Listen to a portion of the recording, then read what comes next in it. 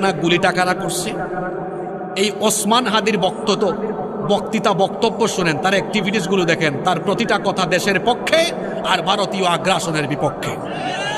তাকে যারা গুলি করেছে তারা আর কেউ নয়, তারা ভারতীয় এজেন্ট এবং ভারতের পাঁচটা গুলাম, ভারতীয় তাবেদার, ভারতীয় আগ্রাসন আধিপত্যবাদ যারা এদেশে প্রতিষ্ঠা করতে চায়, এদের সম্মিলিত পরিকল্পনার অংশ ছিল এইটা।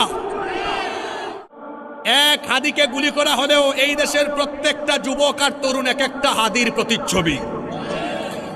এই দেশে আমরা বেঁচে থাকতে ভারতীয় আধিপত্যবাদ, ভারতীয় তাবেদারি, ভারতীয় কোনো এজেন্ডা, একটা এজেন্ডাও এই দেশে বাস্তবায়ন করতে দেওয়া হবে না।